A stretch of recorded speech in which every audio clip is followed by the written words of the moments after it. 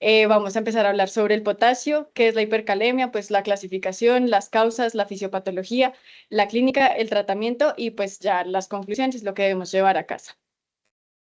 Entonces, bueno, tenemos una paciente femenina de 40 años, natural de Bogotá, procedente de Tabio, su escolaridad primaria, estado civil, unión libre, se dedica al hogar. Su motivo de consulta fue: tengo mucho dolor. En cuanto a la enfermedad actual, en el momento de ingreso, fue, pues tenemos una paciente con un antecedente de cáncer de cuello uterino, quien requirió pues manejo con quimio, radio y braquiterapia. Tuvo una lesión renal de aparente etiología obstructiva.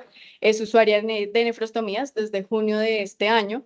Ingresó pues acá al servicio de urgencias el 2 de agosto por un cuadro clínico dado por exacerbación de su dolor. Refiere que ella estuvo hospitalizada hasta el 1 de agosto, le dieron salida en esta hospitalización, pues le estaban como modulando su dolor. Sin embargo, por problemas en la entrega y dispensación del medicamento, se le exacerbó el dolor y por eso pues consultó a nuestra institución.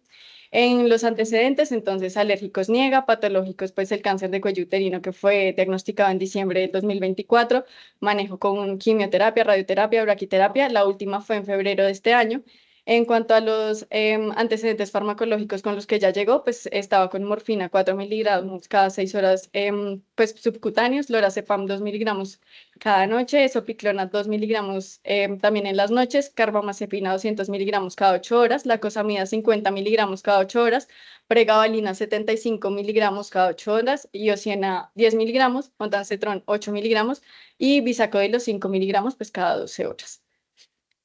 En cuanto a las hospitalizaciones, pues la última fue de junio-agosto de este año, al 1 de agosto, quirúrgicos y pues la nefrostomía bilateral es una G4, P4, B3M1, su pues, fecha de última regla fue en el 2024, tóxicos y pues familiares niega. Al examen físico, entonces cuando la paciente llegó a urgencias, pues estaba normotensa, sin embargo estaba taquicárdica, 132 de frecuencia cardíaca, estaba con frecuencia respiratoria normal, saturando normal y pues temperatura normal.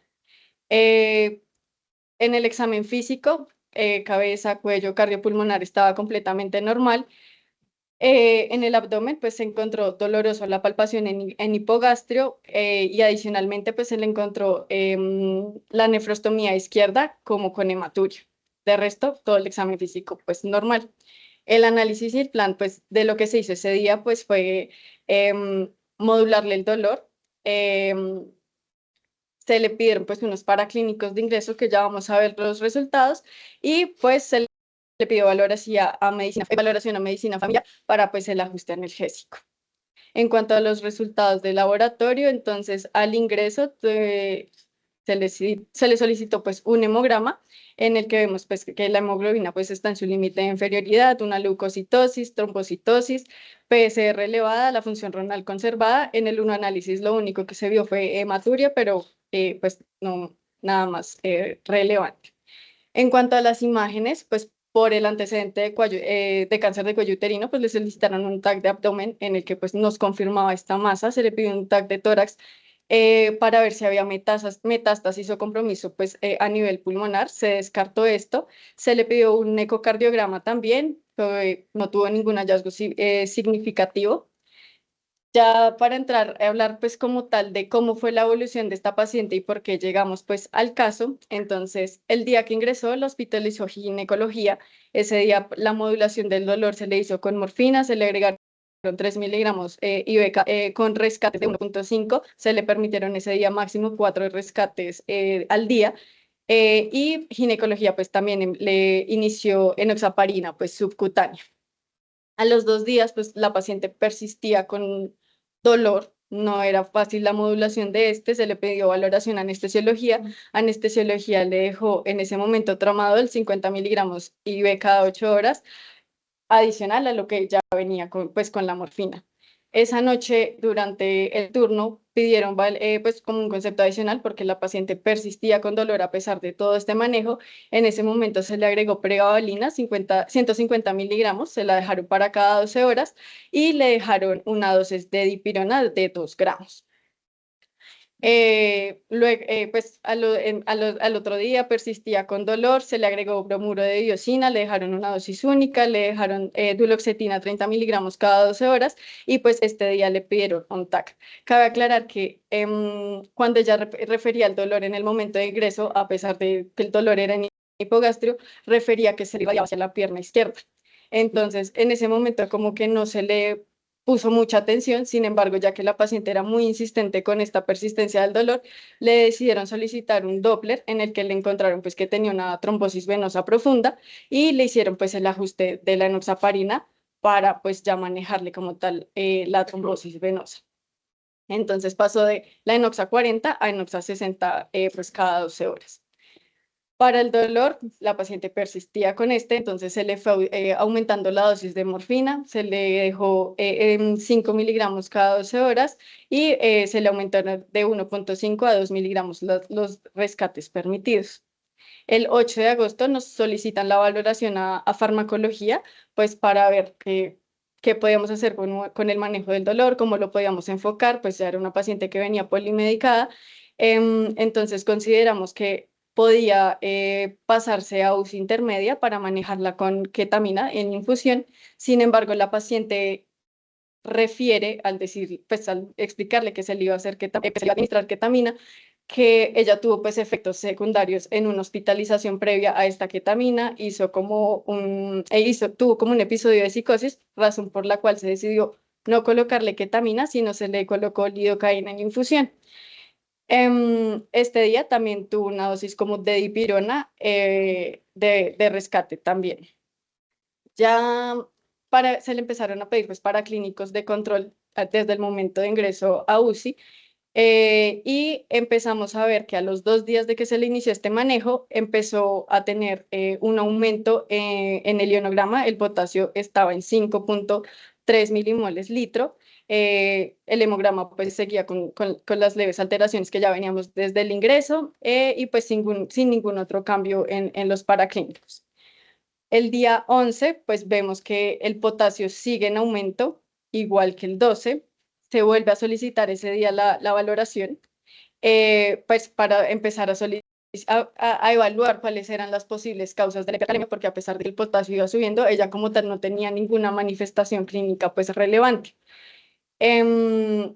Entonces, pues ese día se tomó como ciertas decisiones que ya vamos a ir explicando, pero después de que se tomaron esas decisiones que ya vamos a ver cuáles fueron, se empezó a notar pues el cambio y la disminución del potasio. Aquí con este cuadrito lo que quiero es como que tengamos en cuenta cómo fue esa evolución del potasio desde el 10 de agosto que se empezó a detectar como la hipercalemia hasta que se tomó cierta conducta y este pues fue disminuyendo. En cuanto a los medicamentos que tuvimos el 10 de agosto y que teníamos, pues cuando ya empezó a desarrollar la hipercalemia, entonces tenemos la pregabalina, que estaba en dosis de 150, 150, 150 cada 8 horas, la lacosamida 100 miligramos, tenía morfina, en este momento se le había dejado 1 miligramo hora en infusión continua con rescate de 8 miligramos cada pues 24 horas, lidocaína 1,5 miligramos kilo hora, pues también en infusión, la enoxaparina que ya se le había ajustado la dosis, estaba con duloxetina, con clonazepam, dipirona un gramo cada 8 horas, acetaminofén, bromurodiosina, ondansetron y pues medicamentos para el estreñimiento y la constipación que pues estaba teniendo. Igual también tenía nefopam, 20 miligramos IV cada 8 horas. Entonces, como podemos ver, pues es una paciente que está polimédica desde el ingreso hasta pues todo el momento. Entonces, aquí vamos a hacer como las preguntas en relación a los conocimientos previos que tenemos de la hipercalemia y qué podemos sospechar con estos medicamentos que hemos hablado. Es que no sé si con este link nos abra o si no. Ayuda. Sí, sí, se abre. Entonces no lo hago. No, pero sí, porque toca proyectarlo. Usarlo. Sí. Pero es que tocaría, comparto esta. Ah, sí, claro.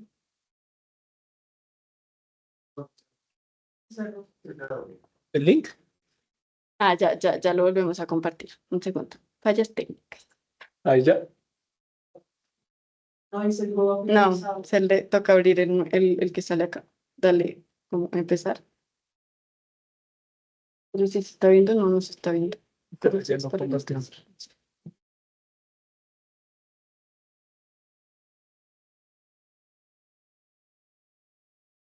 Ah, No, ya. Mm, no sé. ya.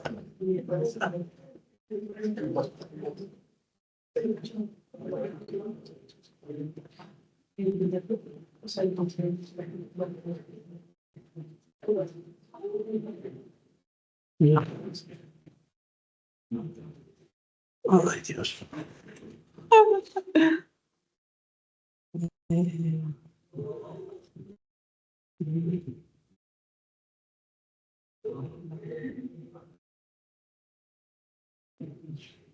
Y si lo ves, Pero es que no me deja.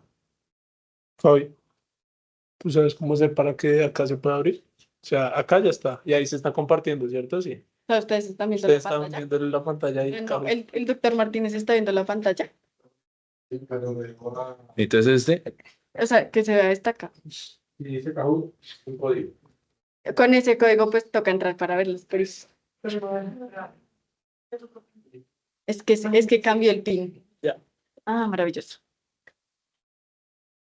Toca que no te salgas. Pero entonces tienes que ver. Acá. Y ahorita vuelves a ayudarme con la presentación. Sí. Es que no sé, Fabi. Pero eso se pasa solo, ¿no?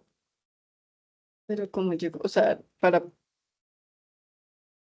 No le tengo que dar empezar. Es que ahí está, mira. Sí. Le tienes que responder a ese sí que no sé.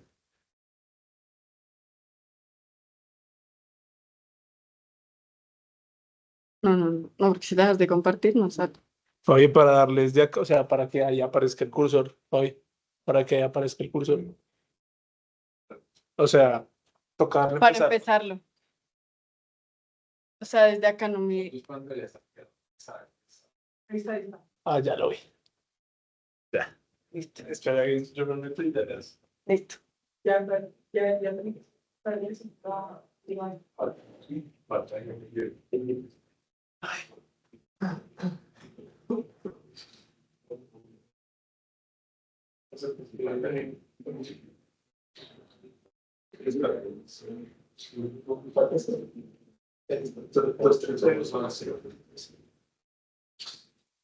El que no participe no tiene bombón.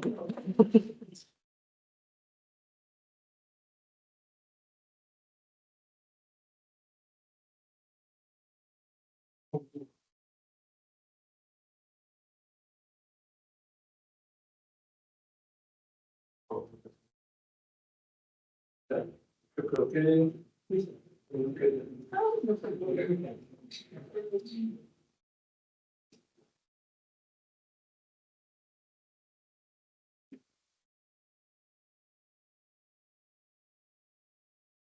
Son preguntas fáciles.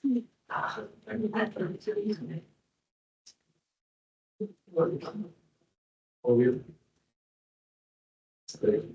Muy bien, muy bien. Por siguiente arriba. Ah,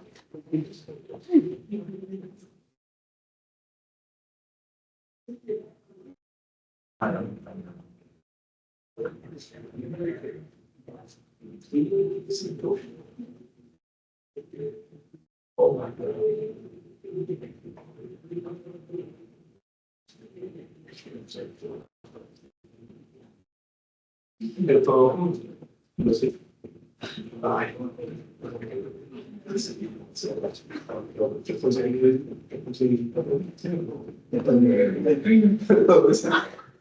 Explicación.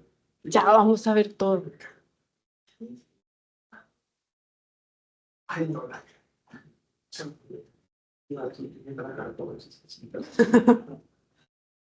es que debajo de esto.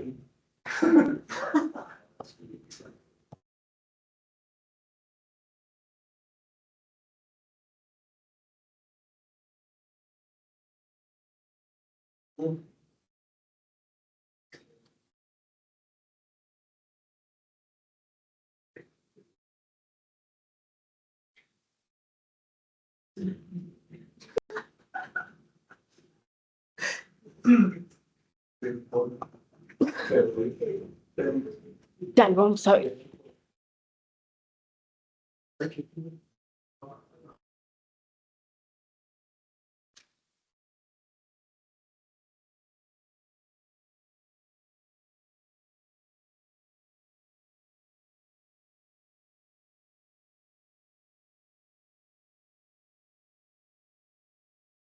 Muy bien.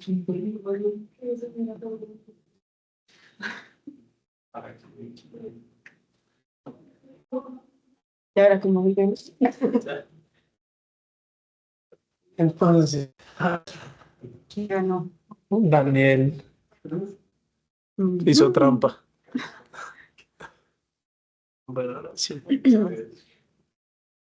Entonces, acá.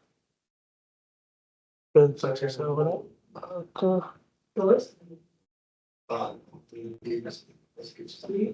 ¿Les puedes repartir un bombón a todos, por favor? Sí, pero Los bombones de Alfred, ¿sí? ¿qué más pones? Soy acá. Por favor.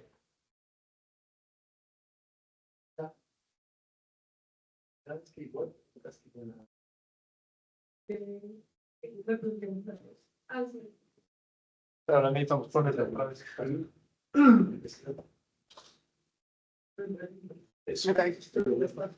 Y los que están en... Ah, sí, se ve. Pues, si quieres, adelántate. Cierra eso ahí. Allá ahí. ¿Ya? Ahí. Sí.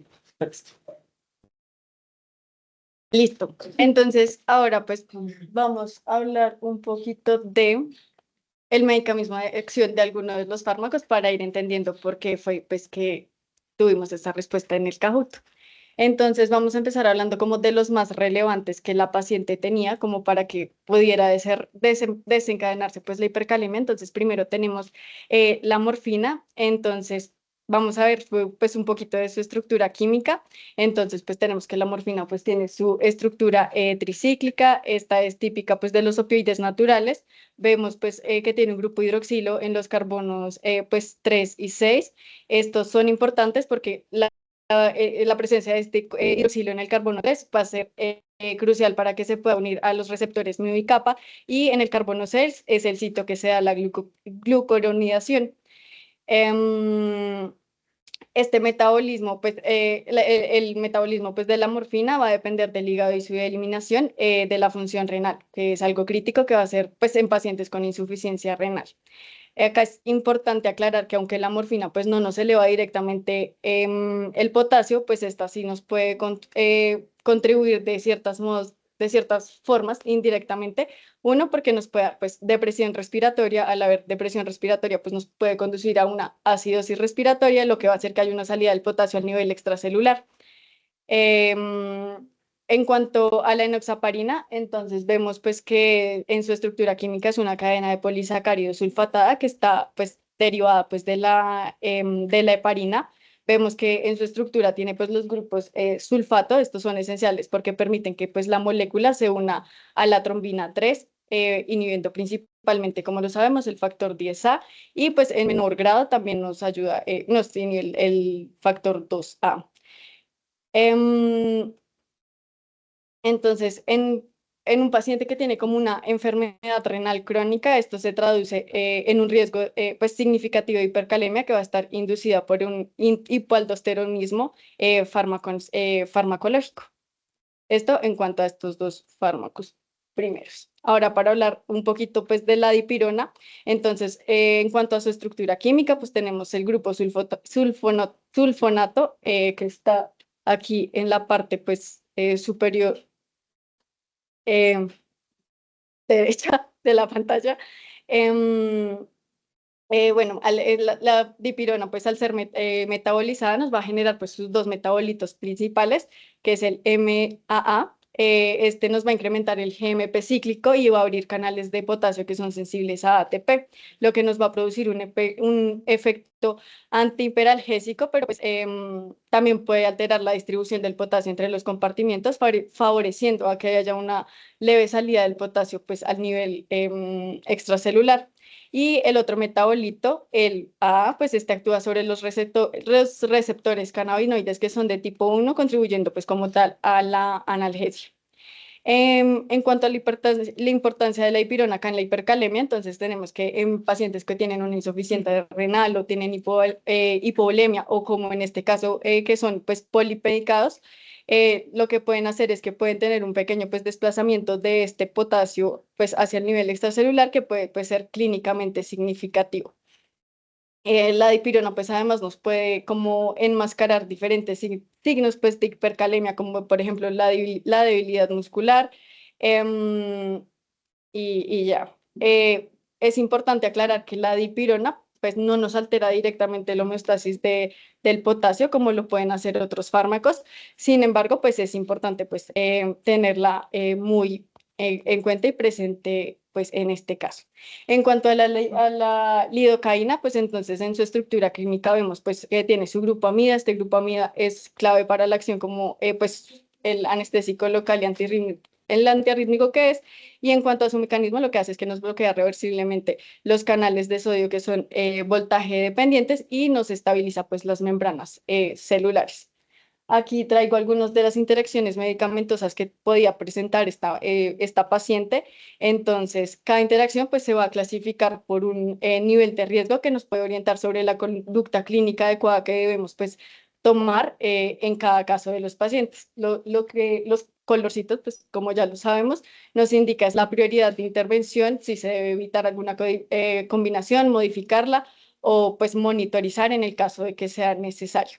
Aquí los más relevantes es que tenemos en un nivel D, que es el naranjita, que nos indica pues considerar que se puede modificar la terapia pues según el caso en el que estemos.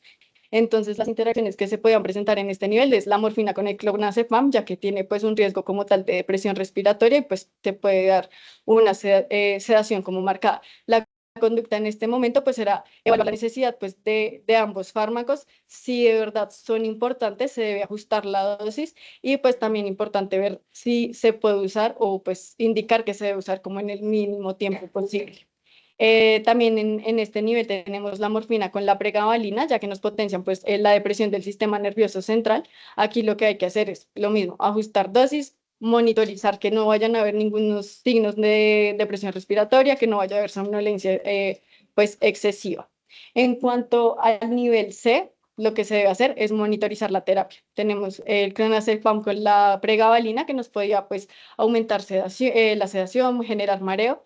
La duloxetina y la morfina pues nos pueden dar hipotensión por un efecto combinado. La enoxaparina y la duloxetina pues pueden generar un mayor riesgo de sangrado por un efecto pues antiplaquetario. Em, el ondansetron y la duloxetina nos pueden dar pues un riesgo de un síndrome de serotoninérgico. Perdón. Ya para entrar a hablar de la hipercalemia como tal, pues primero es importante que hablemos del potasio. Entonces, el potasio pues en condiciones normales y por la regulación pues que tiene, pues sabemos primero que el potasio es el cation pues más abundante en nuestro organismo, pues sin embargo la distribución de este es desigual. El 98% pues como sabemos está dentro de la célula y solo el 2% va a estar a nivel extracelular, que puede ser o en el plasma o en el líquido intersticial. Las concentraciones claves de este, entonces tenemos que dentro de la célula va a estar aproximadamente en 140 mil equivalentes por litro y fuera de la célula de 4 a 5 mil equivalentes por litro, lo que nos va a crear pues una diferencia del gradiente electroquímico que es fundamental para la excitabilidad de los nervios y de los músculos, incluyendo el corazón. Entonces aquí esto es importante porque pues cuando tenemos una elevación del potasio, tenemos que tener en cuenta que un órgano blanco que se puede ver afectado, que más adelante lo vamos a ver bien a profundidad, pues es el corazón. Para el mantenimiento del gradiente pues, del potasio, como ya lo sabemos, este pues se tiene gracias a la bomba sodio-potasio ATPasa. Por cada 3 sodios que salen, 2 potasios entran, lo que hace que nos mantenga como una carga eléctrica y distribución normal.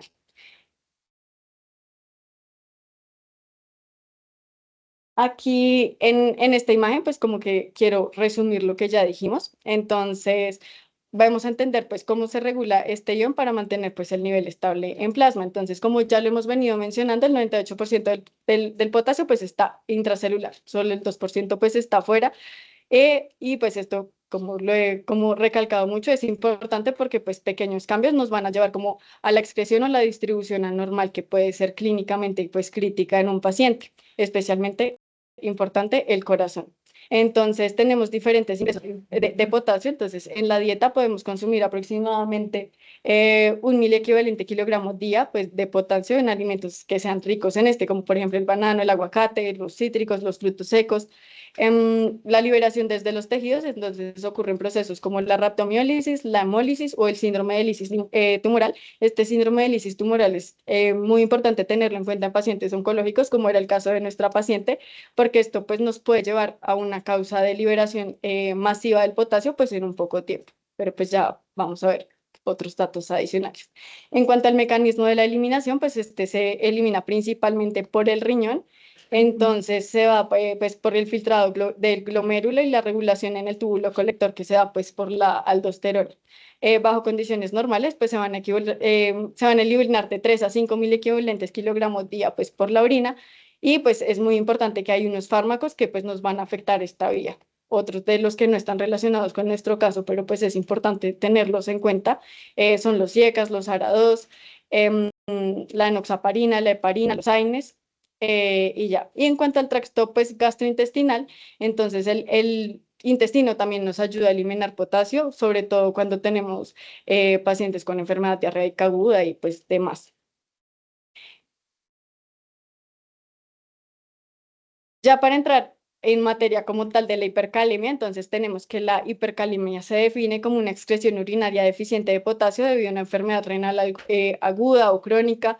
También puede ser por algún trastorno o por fármacos que nos vayan a inhibir el sistema pues, renina-angiotensina-aldosterona. Es importante saber que la hipercalemia pues, se define a partir de un potasio sérico mayor a 5 milimoles por litro. Otro concepto que es importante tener en cuenta es la pseudohipercalemia, que entonces pues es importante verificar que siempre que tengamos un potasio elevado pues sea realmente hipercalemia y no sea una pseudohipercalemia. Entonces esta se refiere pues a niveles de potasio que están elevados en la muestra de laboratorio sin que realmente esto sea pues como fidedigno. Esto pues nos ocurre porque el potasio pues se libera durante la toma, la manipulación o la muestra y pues no porque haya como un exceso de real del potasio en el organismo. Entonces, como lo vemos acá en la imagen, las causas principales de la pseudohipercalemia son la hemólisis, esto se da por la ruptura pues de los glóbulos rojos que liberan potasio a nivel intracelular. Esto pues son como causas externas, como por toma de la muestra, también puede darse por coagulación de la muestra o por plaquetosis o leucocitosis que sean severas. Entonces, ¿por qué se produce la hipercalemia? A grandes rasgos, porque hay o mayor salida del potasio de las células o porque hay una disminución en la excreción renal. Ahora, pues vamos a integrar como todo lo que hemos visto hasta acá y vamos a ver la fisiopatología como tal de la hipercalemia. Entonces, aquí en la imagen vemos la divide en causas, mecanismos y efectos. Entonces, las causas principales, entonces, primero, porque sea que el riñón no nos esté eliminando bien el potasio, porque pues haya una enfermedad renal aguda o porque haya una disminución pues como tal del flujo distal de sodio por hipovolemia o por falla cardíaca, como ya le hemos mencionado también algunos fármacos que nos interfieran con la aldosterona y con la vía, pues que nos, como que nos bloqueen o nos limite esta función. También pues porque haya una destrucción celular, entonces cuando hay una liberación pues, masiva del potasio desde el interior desde el interior de las células se puede ver rhabdomiólisis, hemólisis o el síndrome de lisis tumoral.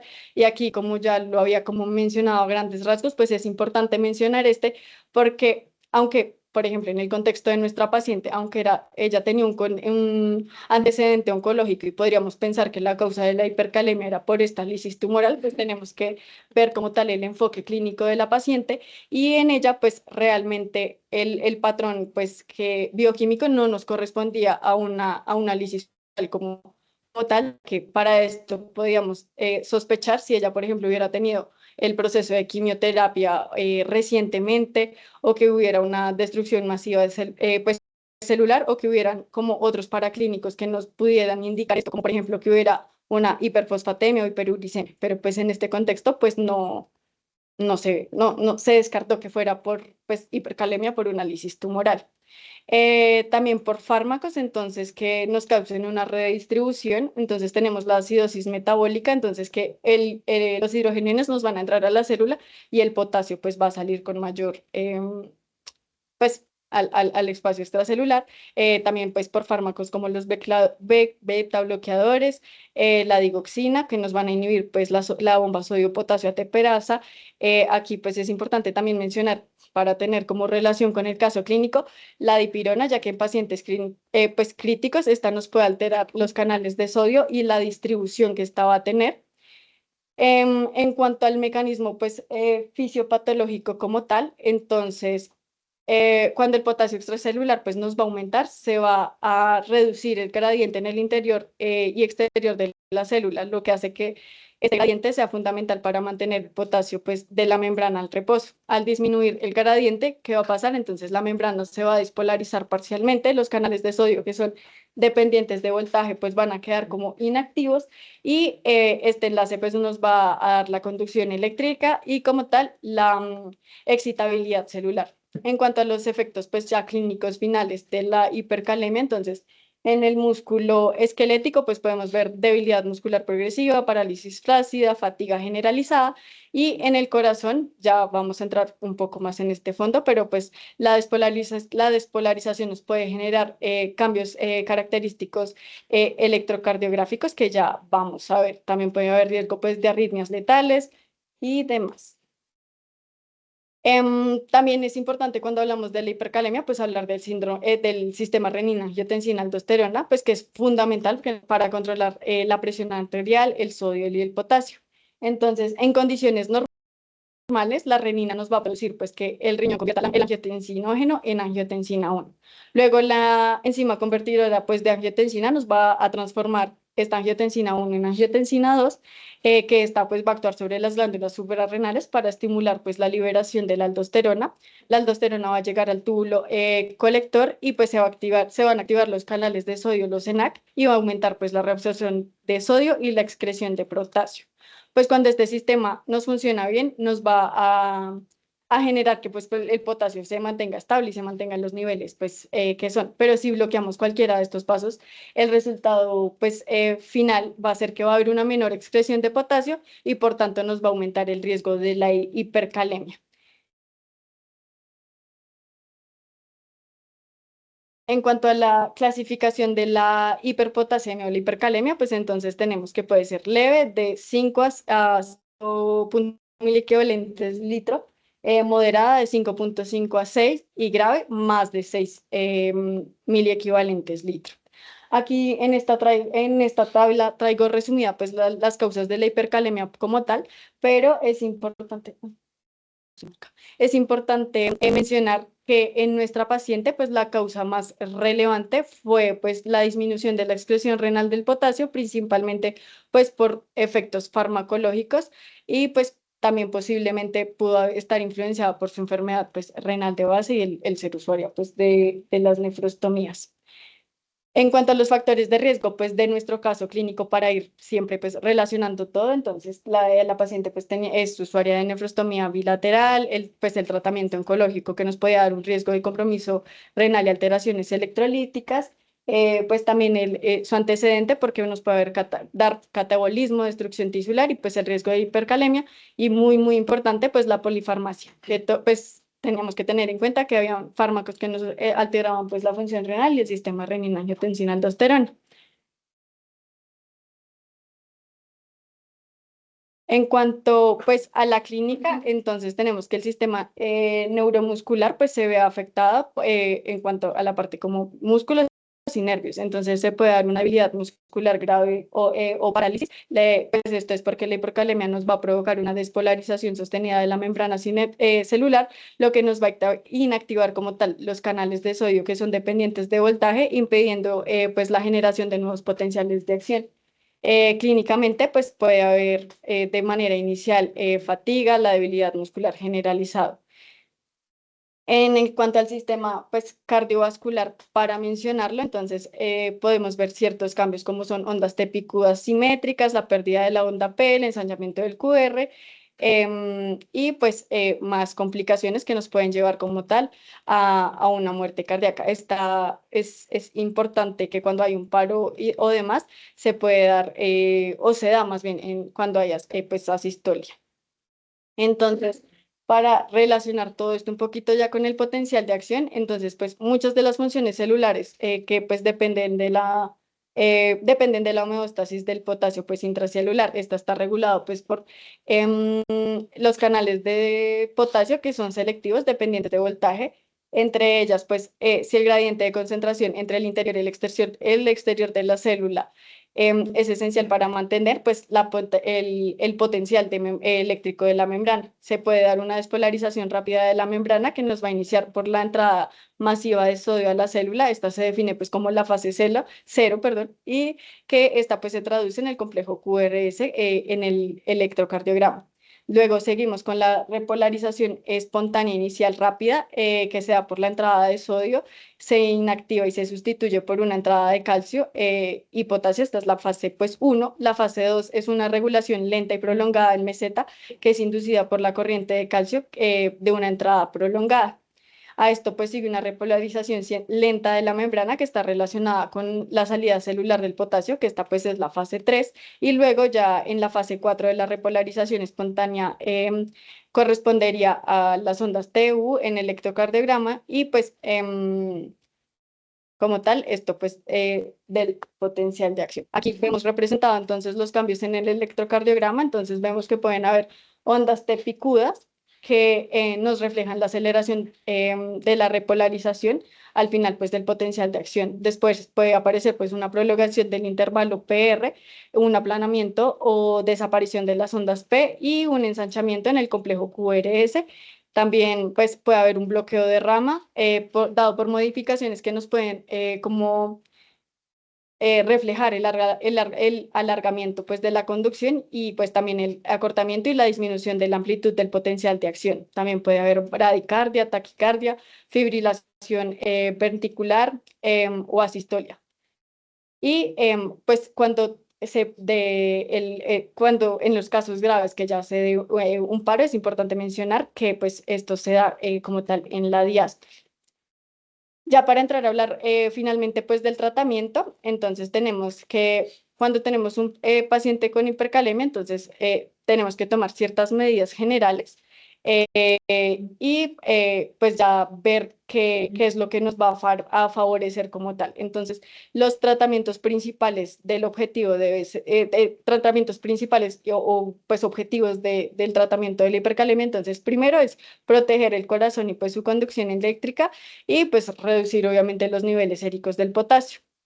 Entonces, en cuanto a las medidas generales que pues tenemos, lo primero es suspender los fármacos que nos puedan atribuir a la hipercalemia y corregir pues los factores reversibles en nuestra paciente para siempre estar conectando pues todo. Entonces, tenemos pues que identificar los medicamentos que pueden estar contribuyendo a esto. Entonces, como mencionábamos, la paciente pues tenía enoxaparina, esta pues nos disminuye la síntesis de la aldosterona y pues nos reduce la excreción renal del potasio. En cuanto a la dipirona, pues los metabolitos nos podían afectar la distribución del potasio y alterar la dinámica celular. Aquí tenemos pues como estos dos medicamentos eh, grandes como para pensar que como posibles causantes en la hipercalemia de la paciente. Luego ya para hablar pues como tal de cada uno de los tratamientos agudos que se pueden dar en la hipercalemia, entonces tenemos que pues podemos buscar que se estabilice la membrana cardíaca. Esto lo podemos hacer con gluconato de calcio, pues que es endovenoso, a dosis de 1 gramo en 2 a 5 minutos. Esto pues de manera endovenosa. La otra opción es desplazar el potasio al interior de la célula. Esto lo podemos hacer con insulina rápida endovenosa y con glucosa. O con beta-agonistas como por ejemplo el salbutamol. En cuanto estas primeras como opciones de tratamiento de la hipercalemia pues aguda buscaban como tal proteger el músculo cardíaco y pues protegen el corazón. Sin embargo, con esta no estamos como tal eliminando el potasio, ya para tener como esta parte que nos va a reducir como tal la cantidad del potasio en el cuerpo. Entonces tenemos unas estrategias que nos ayudan pues a eliminarlo. Entonces tenemos como opciones el bicarbonato de sodio, pues que sea IV en casos de que haya una acidosis metabólica. La indicación de estos principalmente es cuando el paciente va a tener un pH que sea menor a 7,2 o una acidosis metabólica confirmada. El mecanismo pues de este es que nos corrige la acidosis, lo que nos va a ayudar a que el potasio pues vuelva a entrar a la célula como tal. También podemos tener diuréticos de asa, esto en casos de que haya una función, pues, una función renal residual. El diurético de asa que más se usa o que nos puede servir es la furosemida a dosis de 20 a 40 miligramos y pues se debe ajustar según la respuesta y la diuresis del paciente. Acá es importante que para administrar la furosemida o en estos pacientes pues tengamos una función renal adecuada. Siempre el paciente tiene que estar hidratado y con un monitoreo estricto pues de los líquidos y los electrolitos que tenemos. En cuanto a las resinas de intercambio iónico, como a grandes rasgos y para entender estas cómo funcionan, es como que nos crean una malla que es como una mallita 3D que lo que hace es que nos van a capturar el potasio, haciendo que estos iones como que se queden en esa red. En cuanto, em, en cuanto ya como a medidas más severas o más invasivas, no, cuando tenemos como medidas más severas o más definitivas o en caso tal de que no podamos tener alguna o no podamos realizar alguna de las previas mencionadas, ya es hacer la diálisis. Entonces, sin embargo, hay que tener en cuenta que la diálisis es su indicación principal es que haya una hipercalemia que sea grave, que haya una insuficiencia renal pues avanzada o que haya anuria. También se puede hacer en casos de un paciente que tenga un shock o que esté con sobrecarga de volumen severa.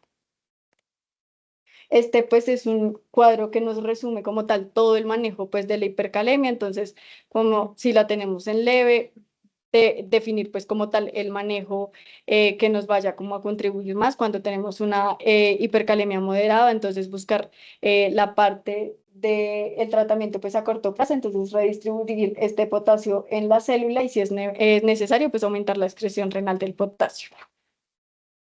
Ya para ir concluyendo, entonces el desenlace desenlace clínico de nuestra paciente, las conductas que se tomaron es que pues se suspendió la dipirona como posible causante de la hipercalemia.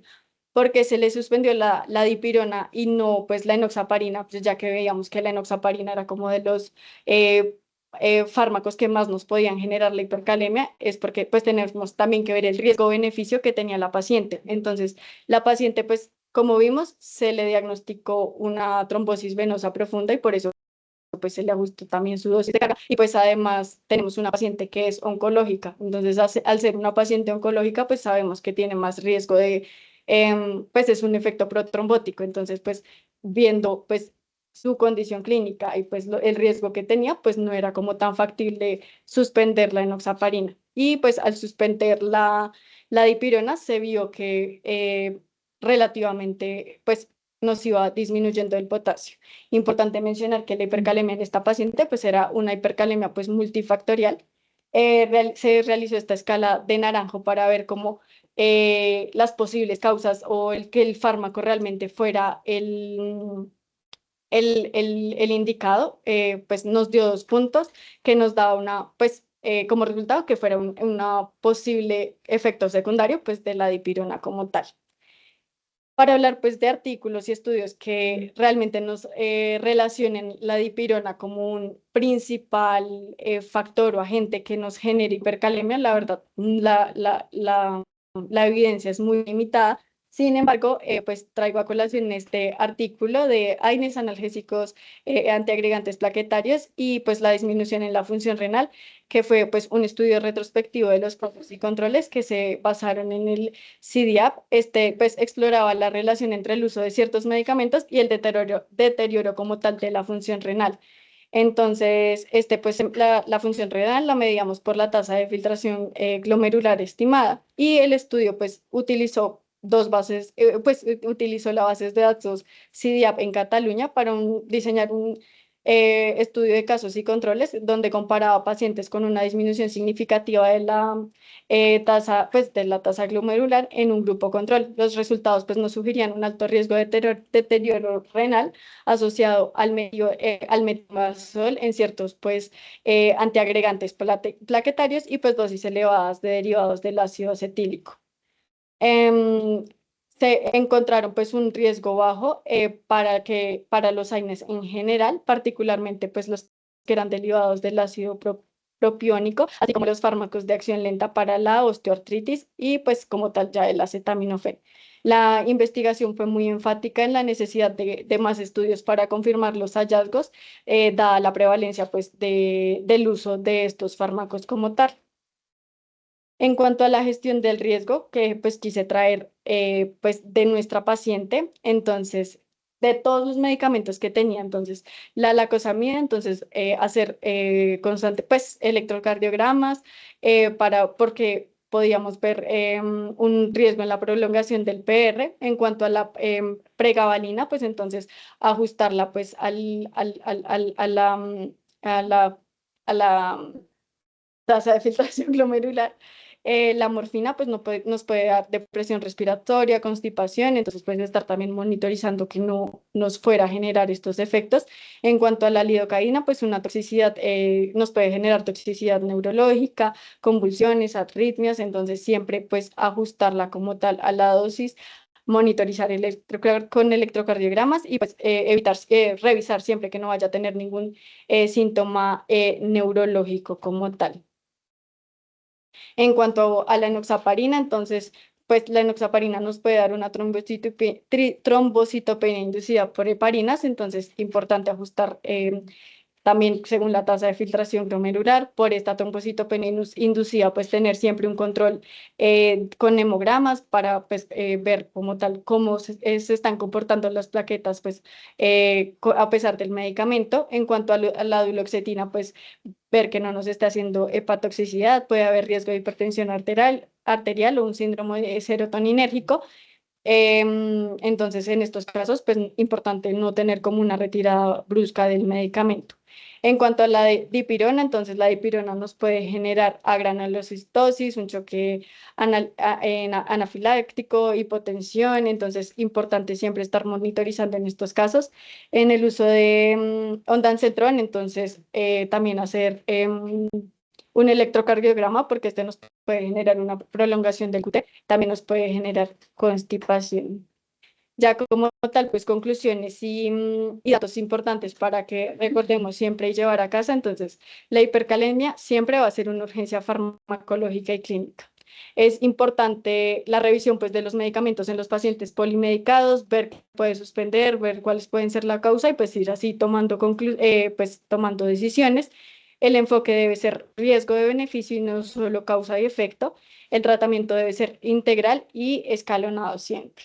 Y en cuanto a nuestro contexto como farmacólogos clínicos, entonces tenemos que tener en cuenta que el farmacólogo siempre va a ser clave en la prevención, detección y tratamiento de reacciones adversas y emergencias, como lo es el caso de la hipercalemia. Su participación pues, nos garantiza que haya una decisión terapéutica que sea racional, personalizada y segura pues, en cada paciente.